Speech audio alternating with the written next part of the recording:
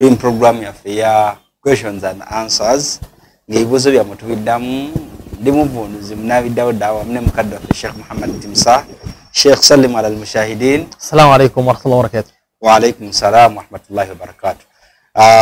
Obutawaluisa ekibuzo ekisose umubuuza abuuza n'agamba nti assalamu alaykum wa rahmatullahi wa barakatuh. Sheikh nsaba hadithi egamba nti nabbi waffe yali atudde mu muzikiti omusajja najja n'asaala emirundi esatu nga nabbi amugamba saala tonnaba kusaala nsaba otubuulire kweyo hadisi. السؤال الأول السائل يقول الشيخ أخبرنا عن الحديث أن النبي صلى الله عليه وسلم كان جالس في المسجد وجاء الرجل وصلى فقال له النبي صلى الله عليه وسلم صلي فأمره بإعادة الصلاة ثلاث مرات. أخبرنا عن هذا الحديث بإذن الله تعالى.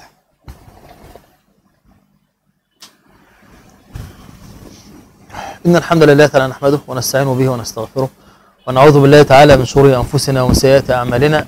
من يهديه الله تعالى فلا مضل له ومن يضلل فلا هادي له، وأشهد أن لا إله إلا الله وحده لا شريك له، وأشهد أن محمدا عبده ورسوله صلى الله عليه وعلى آله وصحبه ومن والاه.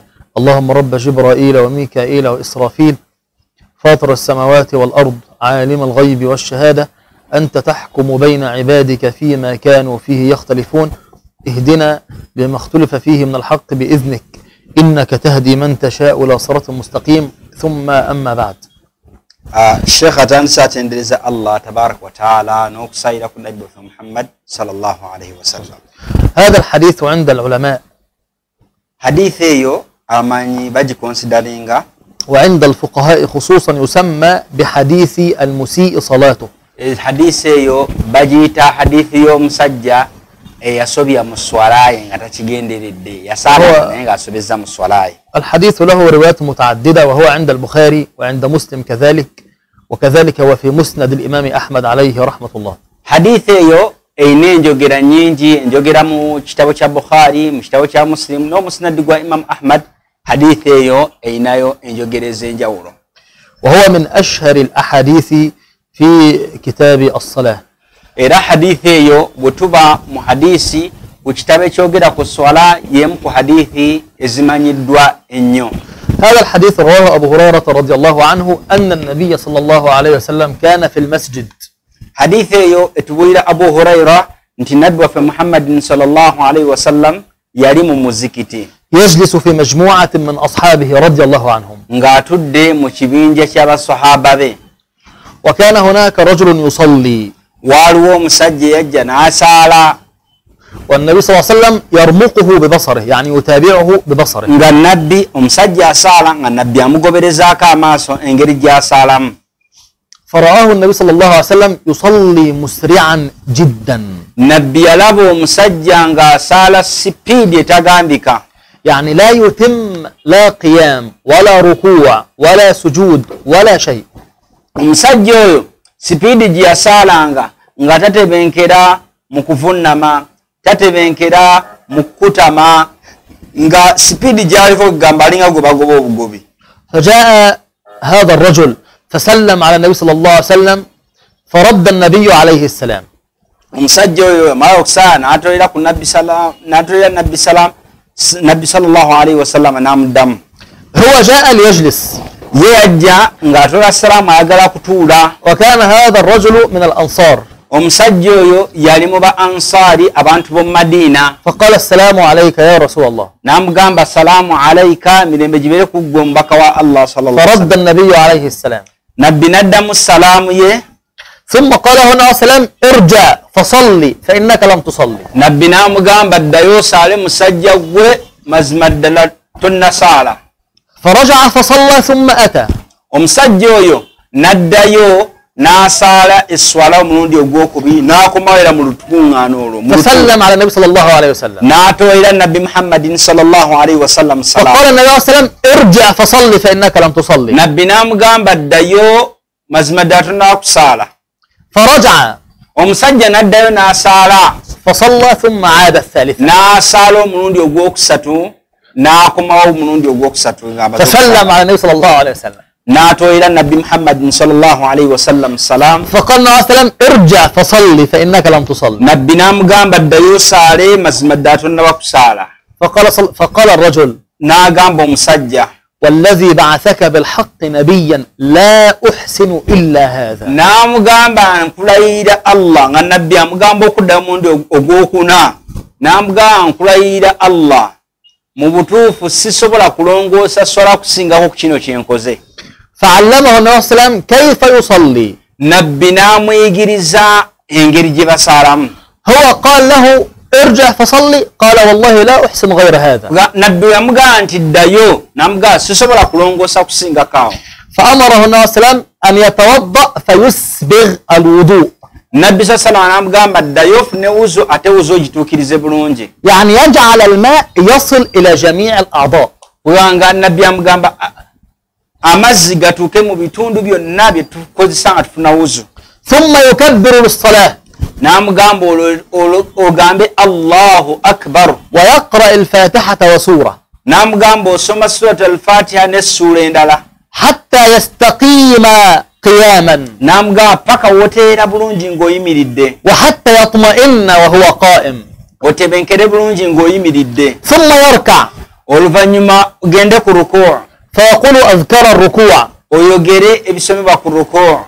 قال النبي حتى تطمئن راكعا. وكتوسا وتبنكرا nga ovunami obanga ngokutami. ثم يرفع. oluvannyuma naava kuvunama. حتى يطمئن. okutuusa bw'atebenkera. ثم يسجد. oluvannyuma n'avunna حتى يطمئن ساجدا. era atebenkere mu kuvunama. وهكذا في كل ركعة من ركعات الصلاة. nabbi n'amugamba bw'otyo bw'olina okukola mu buli eraka y'omu ssala. هذا الرجل omusajja oyo يسمى حديثه في الفقه بحديث المسيء صلاته. mu bitabo bya fiqhi bagamba hadiisi eyo tugisembesa nnyo hadiisi y'omusajja yali asobya mu swalaye. لأنه فقد ركنا من أركان الصلاة. kubanga omusajja oyo yalinga asaala naye nga ayina empagi gy'atateekamu. وما هو ذلك الركن؟ mpagi ki omusajja oyo gy'ataateekangamu? الطمأنينة في الصلاة. nga tatebenkera. empagi y'okutebenkera omusajja oyo tatebenkera. بعض الناس ممكن يصلي الظهر 4 ركعات في 10 ثواني. kugamba abantu abamu asala dhuhuri kugana asala dhuhuri era kanya nasalira mu seconds 10 في دقيقة واحدة. oba nasalira mu dakiika emu. ليست هذه صلاة. eyo si swala. هذه التي سماها النبي صلى الله عليه وسلم نقر الديك. eyo kwe kubojja kw'enkoko nga olaba enkoko weebojja koko n'ekubojja oba obojjeera swala. وكذلك سمي بالذي يسرق من صلاته. era obanga ali mu kubba esswalayo. فهذا الحديث حديث eyo يعلمنا etuyigiriza أن نطمئن في صلاتنا. tutebenkere mu swala tuba tuko omusajja bena abikola naye nga buli kimu ayanguwa nnyo kamala. الصلاة أعظم العبادات esswala ya ibada enkulu ennyo nnyo nnyo في دين الله سبحانه mu وتعالى. dini ya obusiraamu ya Allah tabaraka wa ta'ala. والصلاة يصلح بها حال العبد في الدنيا والآخرة. era esswala eyo Allah tabaraka wa ta'ala agiyisizaako okulongoosa embeera z'omuddu kuno ku dunya ne ku akhira. وهي أول ما يحاسب عليه العبد يوم القيامة. era kyekyo Allah tabaraka wa ta'ala kyajja okusooka okubanga abasooka. قال صلى الله عليه وسلم yagamba nabbi sallallahu alayhi wa sallam أول ما يحاسب عليه العبد يوم القيامة الصلاة. yagamba Allah tabaraka wa ta'ala kyagenda okusooka okubalako omuddu ku lunaku lw'enkomerero egenda kuba ssala. فإن صلحت esswala weriba eteredde صلح وسائر عمله. emirimu gye gisigadde gijjabba giteredde. وإن فسدت esswala weriba eyonoonese فسد وسائر عمله. emirimu gye gisigadde gijjabba gyonoonese. يعني تخيل الإنسان يصلي 60 سنة agamba teeberezaamu omuntu n'asala emyaka 60 وهو يصلي خطأ ng'osaala bifu. ثم يوم القيامة لا يجد له أجرا لهذه الصلاة. agamba n'otuuka ku lunaku lw'enkomerero nga tolina mpeera olw'ebyo bye wakolanga esswalayo neba nga teyakkirizibwa olw'okuba nga walina ky'otaakola nga tekikulu. تخيل هذا الرجل المسيء صلاته agamba teeberezaamu omusajja oyo yasobyanga mu لو swalayo أنه صلى طيلة حياته بهذه الصلاة singa yasaala obuwangazi bwe bwonna ng'asaala mu mbeera gye yali asaalamu هل يجد من ذلك أجرا يوم القيامة؟ yandibadde afunamu empeera ku lunaku lw'enkomerero. النبي صلى الله عليه وسلم قال له صلي فإنك لم تصلي. nabbi yamugamba saala kubanga mazima ddala tosadde لأن هذه صلاة باطلة. kubanga eswala musajja ejjali asaala mwana wattu ya ولذلك عباد الله nabwekityo baddu ba Allah لا بد أن نراعي هذا الأمر في tugaanye صلاتنا، okubanga tufaayo nnyo ku eyo ensonga nga tuli mu أن sala نطمئن في صلاتنا tutebenkere waliwo لا نسرع، toyanguya nnyo وأن نعطي الوقت الصحيح لهذه الصلاة، eswala eyo tugiwe ebiseera ebituufu فإنها أول ما نحاسب عليه يوم kubanga القيامة. Allah tabaaraka wa taala jajja esooka okutubalako ku lunaku lwe ونسأله سبحانه وتعالى era tumusaba Allah subhanahu أن wa taala يصلح أعمالنا abeere ng'alongoosa وأن emirimu يتقبلها منا. era abeere ng'agikkiriza والله تعالى أعلم. Allah tabaaraka wa taala الحديث له فوائد كثيرة جدا، hadithi eyo erina emigaso mingi ولكن ليس هذا ذكرها يعني. agamba naye kino si kiseera kyakuba ntujogera جزاكم الله خير. barakallahu fikum sheekhe tumweyanza nnyo sheekhe jazakallahu khaira ekibuzo ekiddako onaagamba wemba ntambula nze omusiraamu nensanga omuntu ng'atamidde agudde afunye akisidenti nzikirizibwa okuyamba omutamiivu oyo omusiraamu akkirizibwa okuyamba omutamiivu oyo asaili yaqul نعم. هل يجوز لي أنا كالمسلم إذا وجدت رجل مسكر خمر وقع في حادثة السيارة نعم. هل يجوز لي أن أساعده؟ الحمد لله والصلاة والسلام على رسول الله صلى الله عليه وعلى آله وصحبه ومن والاه، ثم أما بعد، فلا شك أن مساعدة الناس كلهم يعني بلا فرق بين أجناسهم ودياناتهم ويعني طبائعهم وغير ذلك وأخلاقهم، لا شك أن مساعدة الناس هذا من الأجر العظيم، وهو من أبواب الخير الذي دلنا عليها شرع ربنا سبحانه وتعالى. agamba nti tewali kubuusabuusa okuyamba abantu bonna bonna nga toyawudde empisa zaabwe, oba oli wa mpisa mbi oba wa mpisa mbi, oba oli alina omuze gwakola mubi oba akola mulungi, kasita afuna obuzibu, okubayamba bonna, oli musiraamu oli si musiraamu, bonna obayamba kyekimu ku bintu Katonda kyeyateekako empeera ennene nnyo mu maaso ge. بل قال ربنا سبحانه وتعالى وافعلوا الخير لعلكم تفلحون. Katonda yatugamba wafaalu lkhaira, mukole ebirungi oba oli awo munaamu abo abeenasiima. وقال ربنا سبحانه وتعالى وأحسنوا إن الله يحب المحسنين. Katonda yatugamba mulongoose, Katonda ayagala abantu balongoosa. فلا شك أن الإحسان إلى الناس كلهم مؤمنهم وكافرهم لا شك أن هذا الأمر من أوسع أبواب الخير. Agamba tewali kubuusabuusa, okuyamba abantu basiraamu si basiraamu bye bimu ku bintu ebirimu empeera ennene mu maaso ga Katonda. ولذلك يعني سبحان الله هناك حديث عند البخاري عليه رحمة الله، وهذا الحديث من الأحاديث العجيبة في سنة النبي صلى الله عليه وسلم. Agamba waliwo hadithi eri mu kitabo kya Bukhari, agamba hadithi eyo yeewuunyisa nnyo nnyo nnyo nnyo. هذا الحديث رواه أبو هريرة رضي الله عنه. Hadithi eyo etubulirwa Abu Huraira, Mungu amusiime, أن رجلا من بني إسرائيل، nti omusajja mu banu Israel, هذا الرجل أراد أن يتصدق بصدقة، omusajja mu banu Israel, mu baana ba Isirayiri yayagala okubanga asaddaaka saddaaka. فانتظر حتى يأتي الليل Omusajja oyo n'alinda ekiro kijje حيث لا يراه أحد، nga tayagala abantu bamulabe, وأخذ هذا المال الذي يريد أن يتصدق به، n'akwata emaali gye yayagala okubanga asaddaaka. ثم خرج في الطريق Oluvannyuma n'agenda mu kkubo يبحث عن رجل يتصدق عنه n'anoonya عليه، omusajja gw'aba asaddaakira, فوجد رجلا n'asinkana omusajja فتصدق عليه، n'amusaddaakira, ثم عاد إلى بيته. n'addayo wakaawe. فأصبح الناس يتحدثون في اليوم التالي Olunaku olwaddako yasanga abantu boogera أنه الليلة البارحة nga bagamba nti ekiro ekyayise تصدق على سارق. agamba baasaddaakidde omubbi. سارق. Omusajja yabadde mubbi naye ne bamusaddaaka. قال سبحان الله Omusajja ono yasaddaaka n'agamba subhanallah, أتصدق على سارق؟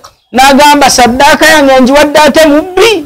ثم قال اللهم لك الحمد. N'agamba ai Allah amatendo gago. ثم قال والله لأخرجن الليلة بصدقة أخرى n'agamba ekiro ky'olwaleero ngenda kugenda ne saddaaka endala. فخرج Omusajja era n'afuluma mu nnyumba ye يبحث n'atandika okunoonya gwa saddaaka. فوجد امرأة في الطريق N'asanga omukyala mu kkubo فأعطاها هذه الصدقة n'amuwa saddaaka eyo n'amuwa bye yamuwa n'ayimu ثم saddaaka. عاد إلى بيته N'adda mu nnyumba ye فأخذ الناس يتحدثون في اليوم التالي enkeera abantu ne batandika okwogera تصدق الليلة البارحة على زانية ne bagamba baakutte malaaya ne bamusaddaakira ensimbi. فقال على زانية Omusajja n'agamba naye nsaddaakidde omuntu malaaya gwe nsaddaakidde. والله لأخرجن بصدقة أخرى N'agamba ngenda kukwata saddaaka endala ngisaddaake. فخرج Omusajja era n'afuluma ekiro kyaddako n'anoonya وجد رجلا n'asanga omusajja تصدق عليه n'amusaddaakira ثم رجع إلى بيته n'addayo mu nnyumba ye. فقال الناس في اليوم التالي تصدق الليلة البارحة على غني Ne bagamba abantu bagamba baddidde omusajja omugagga kugamba omusajja ono saddaaka ze yaziwa kiro. Kati enkeera abantu bagamba nti omusajja omugagga ate gwe basaddaakidde. فقال أي رب N'agamba ayi Katonda wange فتصدقوا على سارق nsaddaakidde ogwasooka nasaddaaka وعلى زانية nensaddaakira malaaya وعلى غني kati n'omugagga naye musaddaakidde. وكأنه أصابه الحزن بسبب ذلك. Omusajja yanakuwala nnyo ng'alaba abantu basaddaakidde. قال صلى الله عليه وسلم Nabbi sallallahu alayhi wa sallam n'agamba فنام ne yeebaka. فرأى رؤيا في منامه Omusajja oyo n'alaba ekirooto mu kwebaka kwe n'aloota وقد نودي عليه في المنام ng'omusajja oyo eddoboozi limukowoolamu nga yeebase. لقد تصدقت على سارق Ne mugamba wasaddaakidde omubbi. ولعله أن يستعف عن سرقته Agamba oba oli awo agenda alekeraawo okubba abantu. يعني عليه أن يتوب Ayinza okwenenya ويأخذ هذا المال n'akwata emmali eyo gye wamuwadde ويعتبر بذلك المال n'abeera ng'afuna ekyokuyiga mu eyo emmaali. فيصده عن الحرام. Emmaali eyo n'emugasa n'alekeraawo kubanga abba. تصدقت على زانية N'osaddaakira malaaya. ولعلها أن تستعف عن الزنا. Oyo oba oli awo agenda aleka obwenzi kuba ekibujja ekibitwalamu emmaali agenda alekeraawo. وتصدقت على غني N'osaddaakira omusajja omugagga. ولعله أن يعتبر بذلك Ayinza okwebuulira n'ekyo. فينفق مما أعطاه الله. Naye omusajja oyo omugagga n'atandika naye okugaba okubanga abadde mukodo. فالإنسان عباد الله Omuntu muddu ba Allah يفعل الخير omuntu oteeka okukola ebirungi والإحسان n'okulongoosa لكل الناس eri abantu bonna bonna مؤمنهم وكافرهم abakkiriza n'abakafiiri. ويفرح لأجل ذلك Era n'abeera nga أن الله تعالى وفقه لذلك. nti Allah tabaaraka wa taala yaba. قال ربنا سبحانه Allah وتعالى subhanahu wa taala yagamba وقولوا للناس حسنا. yagamba mwogere n'abantu ebigambo ebirungi للناس eri abantu كل الناس abantu bonna مؤمنهم وكافرهم abakkiriza لعل ذلك أن يكون هداية لهم agamba nti ekyo kisobola okuba nga hidaya ودعوة لهم era kisobola okubakoowoola. فنساعد جميع الناس agamba abantu bonna tubayamba oba omuntu walina muze gutya oba kutya كما قال ربنا سبحانه وتعالى وافعلوا الخير لعلكم nga تفلحون. Allah wagamba nti wafalu lkhaira mukole ebirungi oba oli والله تعالى أعلى وأعلم. Allah yasinga okumanya. Ekibuuzo ekiddaka kyeyagamba ate wabanga yeetisse omwenge nzikirizibwa okumusitulira omwenge gwe ne gutayiika. idha kana yahmilu lkhamr hal yajuzu li an usaida hatha almudmir hatta la yaqa alkhamr aw alkas. لا أساعده قطعا في ذلك.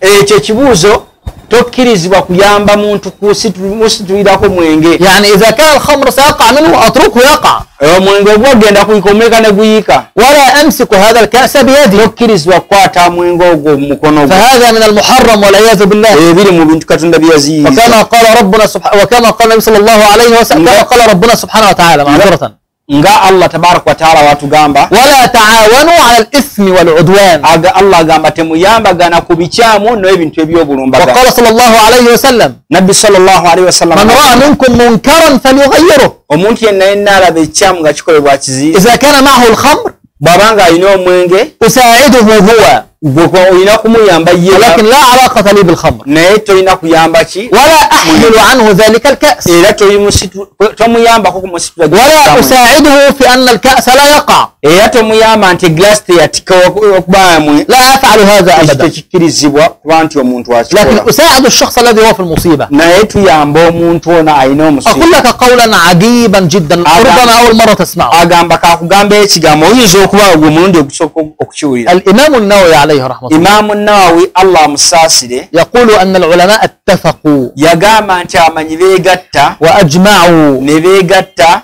على أن شاربي الكؤوس يعني شارب الخمر omuntu yenna yenna omunywi w'omwenge وجب عليهم kibakakatako أن يتناهوا فيما بينهم. okubanga mubaziyiza wakati wammwe. ما معنى يتناهوا فيما بينهم؟ mubaziyiza muteshite يعني إذا كان رجل يشرب الخمر omusajja aba anywa omwenge ورجل يشرب الخمر nga n'omulala anywa omwenge قبل أن يشربوا nga tannaba kunywa يقول له لابد أن تعرف أن هذا حرام agamba olina omuganda ekiri haram وأننا الآن نفعل الحرام nti bukyo kyetukola kiri haram وكل منهم ينصح الآخر في أن لا يشرب bonna bonna bateekwa okuba nga beewaka advice وهما الاثنين ng'ate bombiiri abo من أصحاب المسكرات nga bonna bonna batamiivu وجب على شارب الكؤوس أن يتناهوا فيما بينهم. gamba onaye mu ziglaasi azikutte ez'omwenge alina okuba ng'agamba ate bano قال النووي رحمه الله yagamba Imaamu Nawawi فإنهم فعلوا ذلك nti bwe bakola ekyo كان عليهم إثم ووزر واحد baabayina ekibi n'ezzambi limu وهو إثم شرب الخمر agamba nti kyekibi ekyokunywa omwenge وأما النهي عن المنكر naye okuziyiza ebibi لا يكون عليهم إثم بذلك. ekyo tekibaako bukyamu. شيخ هل فهمت هذا؟ يعني الإنسان يكون عليه وزرين omuntu aba n'ebibi bibiri أنه لم ينهى عن المنكر taziyiza kibi وأنه يفعل المنكر. ate akola ekibi. فإذا نهى عن المنكر bw'oziyiza ekibi لا يكون عليه وزرا بذلك kugamba ekyo kibaako na buzibu ويكون عليه وزر فعل المنكر. kugamba oba na kibi kyakukola kibi. وهذا إجماع عجيب جدا agamba ekyewuunyisa amanyi okuba nti bakyegatta يدلك kikulaga على أن الإنسان nti omazima ddala omuntu لا بد أن يفر من الذنوب والمعاصي قدر المستطاع alina okuba nga yeewala amazambi n'okujemera Katonda nga bw'aba وأنه ربما يقع في ذنب oluusi ayinza okugwa mu nsobi لكن لا يجعل نفسه يقع في مجموعة من الذنوب. kugamba tagwa mu nsobi ate إذا eziyitiriza كان هو ضعيف bw'abanga munafu ووقع في هذا الذنب n'agwa mu eryo ezzambi لا يجعله ذنوبا متكررة talina kukifuula kye ولا ذنوبا مجتمعة. oba amazambi agaawamu. هل فهمتم هذا؟ namwe kitegerekese bulungi. والله تعالى أعلم. Allah tabaraka wa taala yasinga okumanya. Unagamba I'm called assalamu alaikum wa barakatuh. I'm called Qasim from Butaleja district. Mbuuza kigero ky'ekituufu kyempaamu zaka. Abamu boogera ebintu byanjawulo ku zaka. Qasim min Butaleja يقول ما هي النصاب الصحيح للزكاة لأن بعضهم يقولون لابد أن تكون مع كذا وآخرون كذا وآخرون كذا. إذن ما هي النصاب أو النصاب الصحيح لإخراج الزكاة؟ نعم. الحمد لله والصلاة والسلام على رسول الله صلى الله عليه وعلى آله وصحبه ومن والاه ثم أما بعد. فنعلم جميعا أن الأموال الزكوية التي يجب فيها إخراج الزكاة تنقسم إلى أقسام. agamba nti tukimanyi bulungi nti emaali gye tutolamu zaka erimu emiteeko. فيجب الزكاة في النقدين الذهب والفضة. waliwo zaka ejjibwa mu gold ne feeza.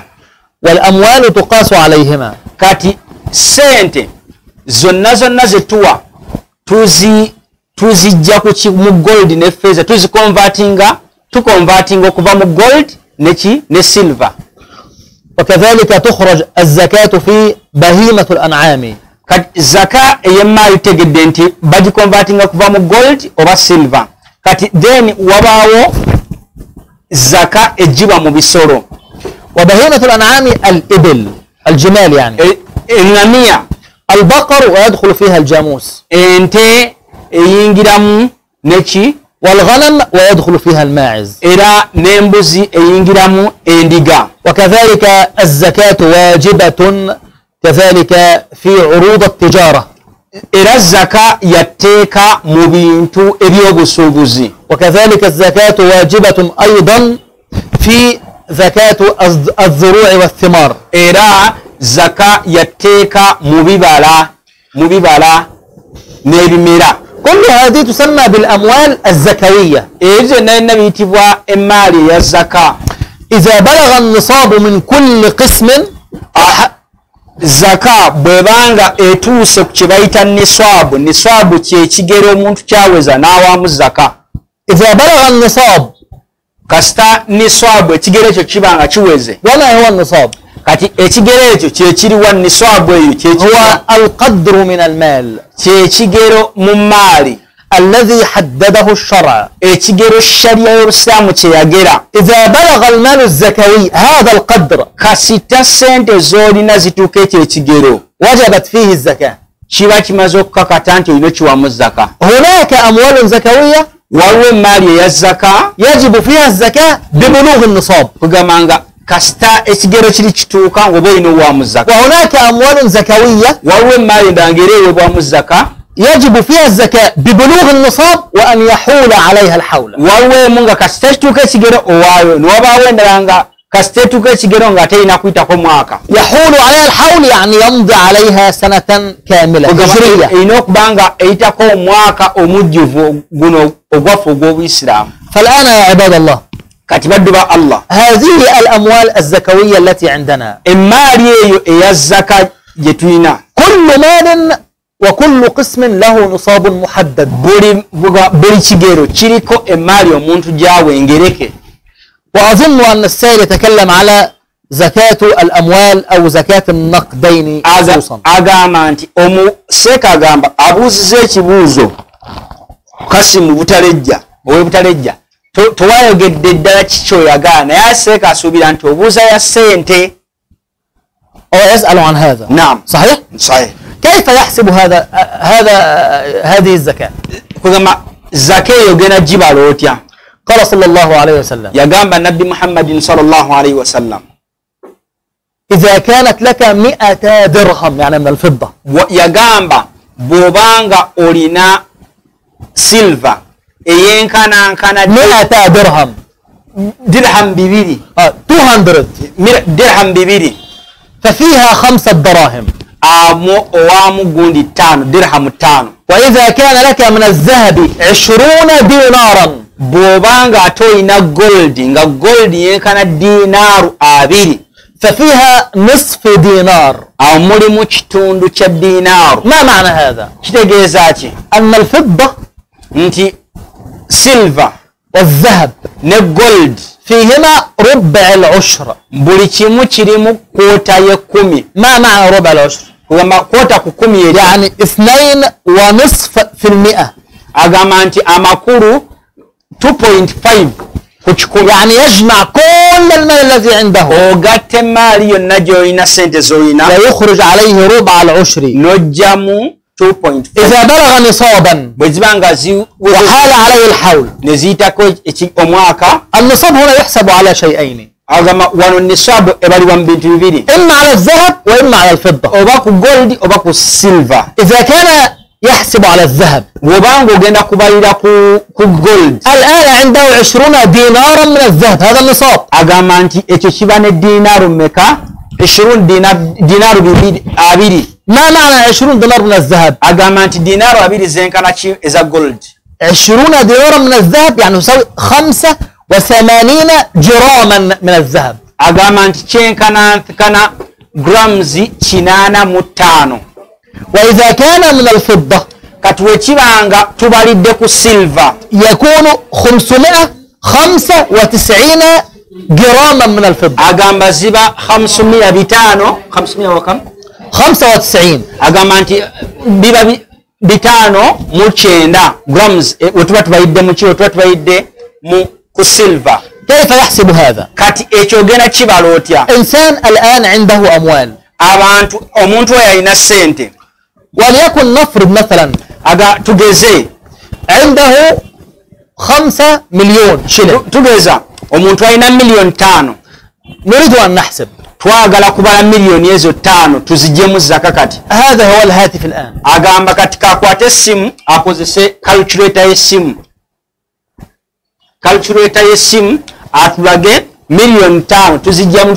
إذا كان يحسب نصابه على الذهب. Bwabanga abalira agenda kukozesa nisaabu ng'agenda gera ku gold. نصاب الذهب 85 جراما من الذهب. Agamba nti grams eza gold tukozesa grams 85. في سعر الجرام الذهب اليوم بكم؟ Olwaleero gramu ya gold yenkana وليكن ب60 دولارا. Agamba nti gramu ya gold emu olwaleero yenkanankana dola 6. هذا يساوي كم؟ Agamba dola 6. Agamba 5100 دولار. kiba kitegeeza nti kitegeeza dola 1500 mu 10. في سعر الشلن اليوم 3800. Kati dola 1500 mu 10 okubisaamu olwaleero هذا يكون كم؟ eba 38. 19 مليون و380,000. Obalira ku gold kiba kitegeeza nti omuntu ababalidde ku gold woba toweza miliyoni 19. هذا يسمى بنصاب الذهب. eyo ye niswabu yaki ya gold. إذا كان عنده هذا المبلغ omuntu bw'aba aweza miliyoni 19 أول ما يكون عنده kasitoweza miliyoni 19 يبدأ أن يعد سنة هجرية كاملة. oba olina okubala omwaka omujjuvu emyezi 12. ثم يخرج عليه ربع العشر. Kaakati zino n'otandika okuba ng'ogenda kujjamu mu zino miliyoni يعني 2.5%. ogenda kujjamu 2.5 طيب ku buli 10. كيف يحسب نصاب الفضة؟ Kati tumaze kusaidia gold kati twagala tubale ababalira ku silver kiki ba consideringa ababala zaka nga ba consideringa silver nga teba consideringa gold. جرام الفضة اليوم إذا أردنا أن نحسبه Kati twagala tole grams eza الآن silver olwaleero جرام نصاب الفضة 595 جراما من الفضة. agamba nti olwaleero zenkanankana ezo 5 ze zina okuba 5 95. في سعر جرام الفضة. Kati olwaleero zenkana ki? ولكن جرام الفضة اليوم بكم؟ Olwaleero tusooke tunule ku internet leero gramu ya silver emu ezitowa kigero ki? دعني أراه لك بالدولار. Olwaleero heetaagamuko obwongo obutonotono tubeeyo tutegere ensonga eno biidhinillahi taala. سعر جرام الفضة Olwaleero okusinziira ku internet هذا $2.5 yenkana dola 2.5. يكون كم الآن؟ Kiba kitegeeza nti omuntu aba alina dola 1000 يعني تقريبا $1500. kugamba bwetuba tuestimate ziba omuntu alina dola 10 mu 5. إذا ضربناه في سعر الدولار اليوم 3800 dola 10 mu 5 tuba tuzikubisizaamu kiba kitegeeza يكون المبلغ 5,600,000. omuntu okuwa zaka nga tubaze ekyo kiba kitegeeza olina okuba ne miliyoni 5 mu emitwalo 6. يعني من كان عنده 5.5 مليون ekyo alina miliyoni 5 mu emitwalo 6 kitegeeza oyo yaba qualified okuwa zaka. هذا النصاب من الفضة.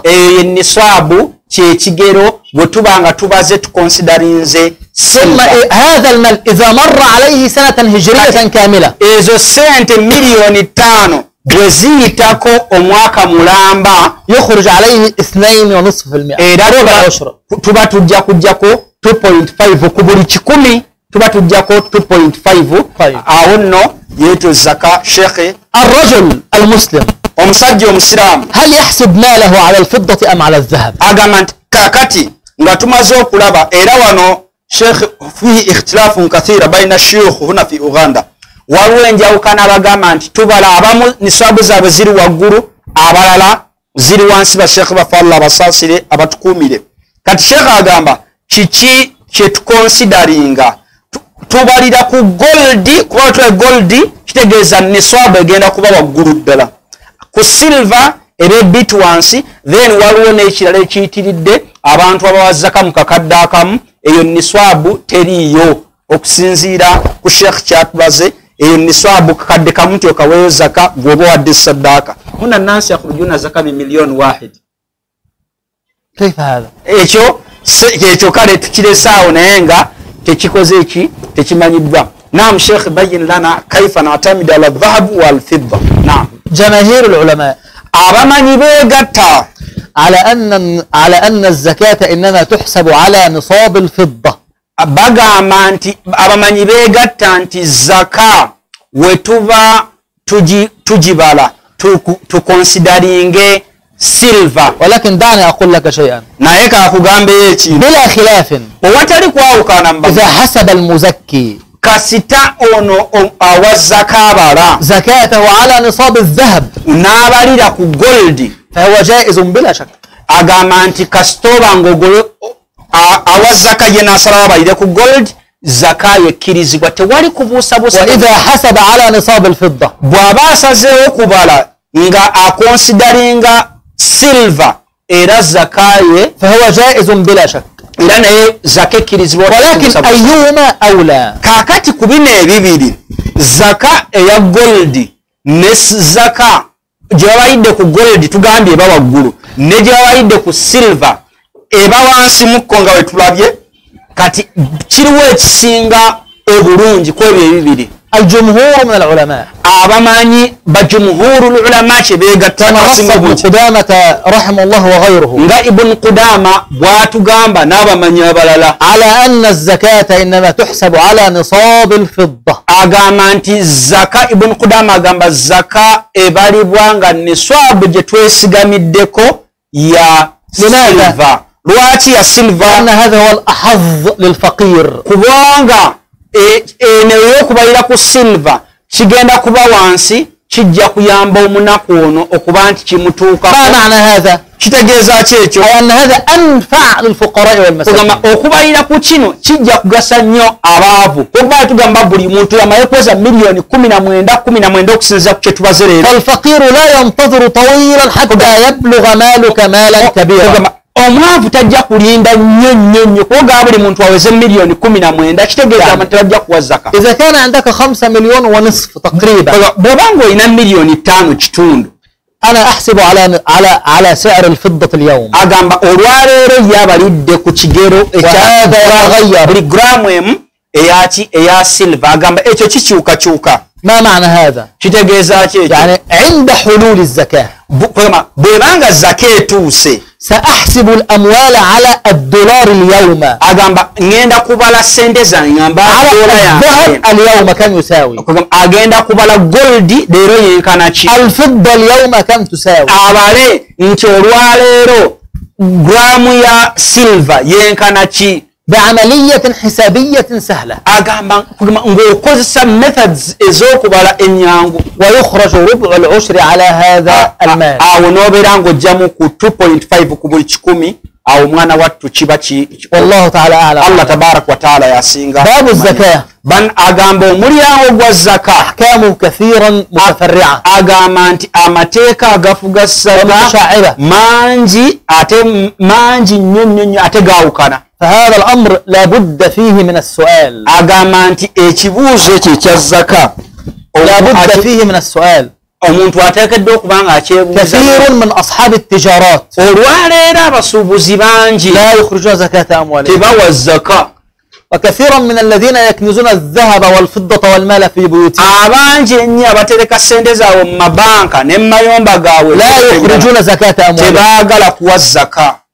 لأجل ذلك لابد من مراجعة هذا الأمر. agamba nti tusaanye okuba nga tukola ki twejjukanya nnyo ku nsonga eyo n'abasomesa mubeere nga musaasanya. لأن هذا الأمر فيه الوعيد الشديد يوم kubanga القيامة. Allah tabarak wa taala yasuubiza abantu abatawa zaka yabasuubiza ebibonerezo eby'amaanyi nnyo ebibi ddala. كما قال ربنا سبحانه وتعالى nga Allah tabarak wa taala يوم يحمى عليها في نار جهنم. أي هذا المال naam يحمى عليه في نار جهنم فتكوى به جباههم وجنوبهم وظهورهم لأنهم كانوا لا يؤدون زكاة هذا المال. ما معنى يحمى عليها؟ يعني هذا المال يحمى في نار جهنم يعني يصير كالحديد الساخن جدا. emaali eyo gyotereka ejja fuukanga ejjinja ekyuma nga kikaluba nnyo. كما أنك تضع الحديد على النار nga bw'oteeka ekyuma ku muliro حتى يحمى mvuga n'okibeerawo ku muliro حتى يحمر ne kiba nga kimyuka. ثم تكوى به والعياذ بالله الجبهة والجنب والظهر. kugamba bajja kikwata bakuteekako feesi yo omubiri gwo babeere nga bakusulamu n'omugongo bibeere nga emaali egyo waterekanga nga toyagala kuwaamu zaka. ekigenda kya zakwa kuyamba ku baganda baffe والعقوبة في منع الزكاة. agamba nti ate ekibonerezo eri omuntu aganye okuwa zaka nnyo. وربما ذكرناها في لقاء آخر بإذن الله سبحانه وتعالى. agamba oba oli awo tulyogera ku kibonerezo ky'omuntu aganye okuwa zaka omulundi omulala. barakallahu fikum. ensonga ya zaka sibasabanko naye kano akantu mukatambuze kubanga zaka ereese obuzibu bw'amaanyi mu bantu bangi abagagga baki. embala ya zaka etabula abantu abalala batera okugamba nti neswabu evaawa nga mu butuufu abantu obulira bananaagira buki bananaagize. tusaba Allah tabaraka wa taala akkirize. السؤال الذي يلي السائلة تقول هل النقاب واجب أم لا وما فضل النقاب لبس النقاب؟ الحمد لله والصلاة والسلام على رسول الله صلى الله عليه وعلى آله وصحبه ومن والاه ثم أما بعد. أظن أن هذا السؤال جاوبنا عليه يعني إجابة طويلة مفصلة في لقاء سابق. agamba nti mu bibuuzo bitwaddamuko twayogera ku niqaabu ne twogera ebintu bingi nnyo ku niqaabu naye ekibuuzo ekyo kikomyewo. ولكن لا بأس أن نجيب عليه إجابة مختصرة. agamba naye katukyanukule mu lwanukula olufunze. قلت قبل ذلك agamba ayogerako wano نفرق دائما بين شيئين. agamba tulina okwawula wakati w'ebintu bibiri. بين الحجاب tulina okwawula omukyala omusaamu okwambala okuba nga abisse ku mutwe الذي يغطي جميع البدن kugamba waliwo olugoye nga lubikka omubiri gwonna ويستره ne lubeera nga lulubikka بخلاف الوجه والكفين. naye nga tabisse kyenyi nabibatu. وبين النقاب n'okwawula wakati wa niqaabu الذي يغطي الوجه. anniqaabu abamu gye tuyita sitira ebikka ekyenyi kino. وإجماع أهل السنة والجماعة agamba nti abamanyi beegatta ba ahlu sunna wal jamaa الذي لا خلاف فيه. agamba tewali kwawukana mu bo. ذكرت قول الأحناف والمالكية agamba nti aba ahnaf n'abamalikiya على أنهم قالوا باستحباب النقاب. bagamba nti omukyala okwambala niqaabu abatulaba abalungi niqaabu abakyala asambe mulanga bambadde إلا أنهم يقولون wabula bagamba إذا كان الزمان زمان فتنة bagamba nti okwambala kwa sunna ne bagamba naye we tuba mu mulembe ng'omulembe gujjudde ebikemo وزمان فساد ng'omulembe gujjudde obwononefu. إذا كان الزمان كذلك فإنه يجب أن تغطي المرأة وجهها أيضا. bagamba nti awo omukyala kimukakatako naye era okuba nga abikka feesi ye. وأما الأدلة في القرآن والسنة فكثيرة لا تحصى. amma agamba nti wabula obujirizi okuva mu Qur'an n'enjigiriza za قال ربنا سبحانه وتعالى Allah tabaraka wa taala yatugamba يا أيها النبي owaye gwe nabbi قل لأزواجك gamba bakyala bo وبناتك n'abawala bo ونساء المؤمنين n'abakyala b'abakkiriza يدنين عليهن من جلابيبهن babeere nga beekubako ebijalabiibu.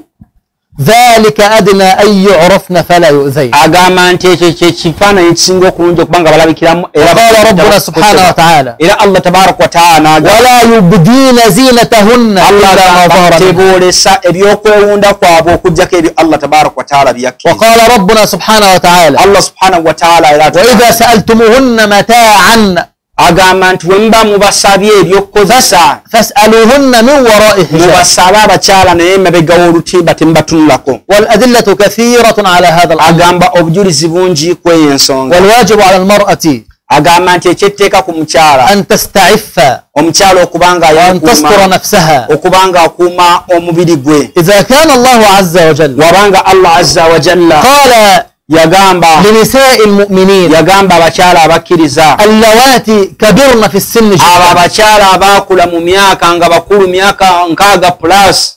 انظر ماذا قال لهن ربنا سبحانه وتعالى Allah tabaraka wa taala kye yabagamba والقواعد من النساء. yagamba n'abakyala abaakula mu myaka nga bakulu baatuula المرأة العجوز. abakyala abakadde.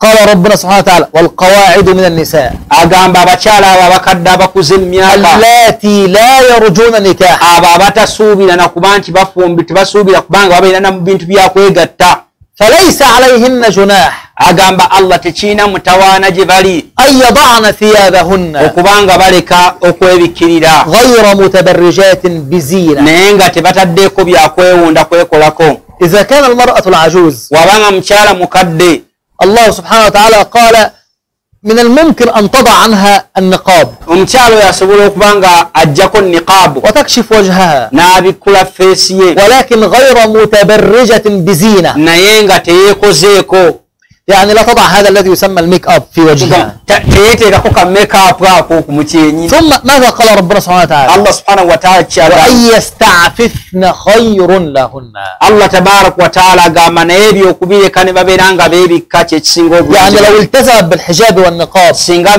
basigaza ku hijabu ne مع niqab كبر سنها nwadde mukulu mu myaka وأنها لا ترجو نكاحا nti tasuubira kufumbirwa لكان ذلك خير لها. ekyo Allah agamba kye kisinga obulungi gy'ali. فكيف بالبنات olwo ate abaana mmwe abawala اللواتي يبلغن من العمر ate mmwe abawala abakyali abato عمرا صغيرا nga mukyali baana bato ويعني لا زلن شبابا nga وشابات bakyalimu engasi bali awo فلا شك أنهن أولى بذلك. abo ate kiba kigwanidde okuba الله تعالى أعلم. beebikkirira bulungi. aya eyo seeka gitubuulidde.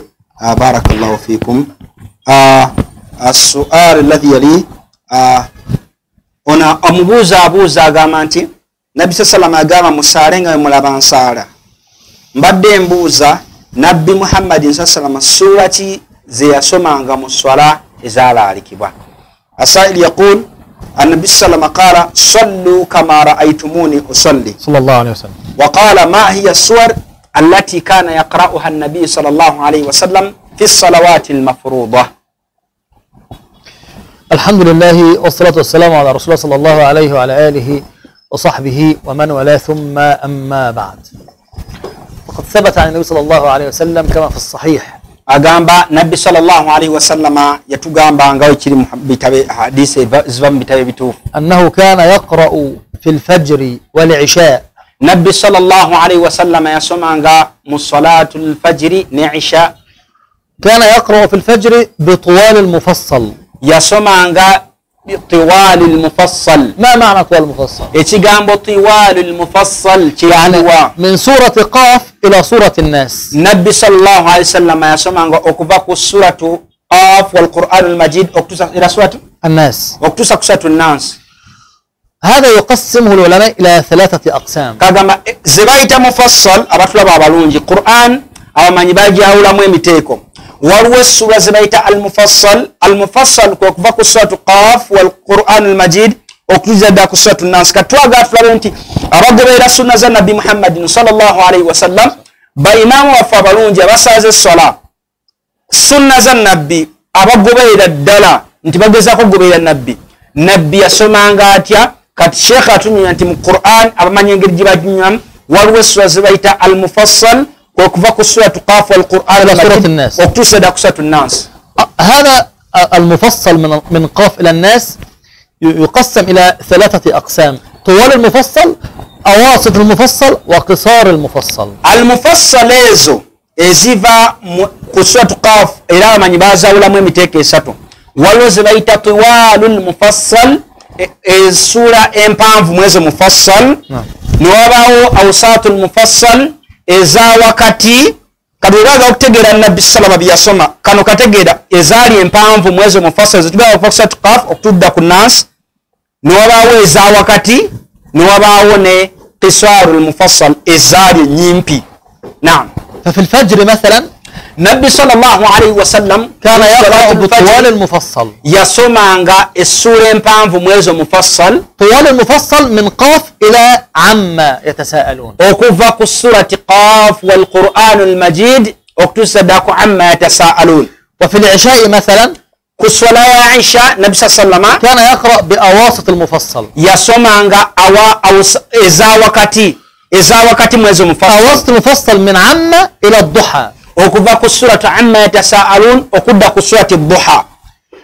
وفي المغرب مثلا كان يقرأ بقصار المفصل kati ate ku magharibi nabbi waffe muhammadin sallallahu alaihi wasallam yasomanga qisarul mufassal ezalinga ezo enyimpi mwezi sura zibayita mufassal zetwogeddeko. وقصار المفصل هذا من الضحى إلى الناس okuva ku surati duha paka ku suratu nas zezo nabbi sallallahu alaihi wasallam. وعلى كل agamba nti bwatyo gwayagala okugoberera nabbi sallallahu alaihi wasallam من أما بالناس فليخفف omuntu tetugamba nabbi ebyo yasomanga naye omuntu abasaaza abantu gezaako okubanga abantu oba towanvuya nnyo swala. فإن النبي عليه السلام nabbi sallallahu alaihi wasallam كان يراعي أحوال الناس في nabbi الصلاة newankubadde yasaazanga zetwogeddeko naye yafangayo okubanga asaaza abantu muki nga afa ku mbeera z'abantu mu swala. وتختلف صلاته وقراءته في الفريضة عن قراءته في النافلة. nabbi ensala ye gye yasaalangamu ezaayalikibwa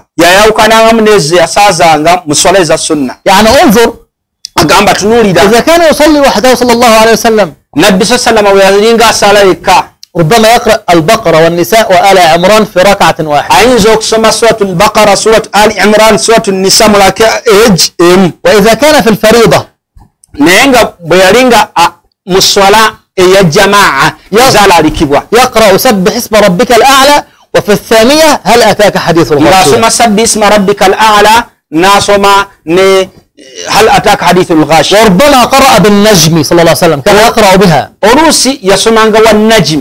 وكان يقرأ في يوم الجمعة السجدة والإنسان. oluusi nabbi sallallahu alaihi wasallam yasomanga suratu sajda ne suratu insan. وربما قرأ بأطول من هذا كالمؤمنين. oluusi olwolumu yasukawo n'asomamu ekiwamu nga suratul mu'minun. بل عمر رضي الله عنه كان يقرأ في الفجر بسورة يوسف. umaru ye ku mulembe gwe yasomanga suratu yusuf ku suratul fajiri.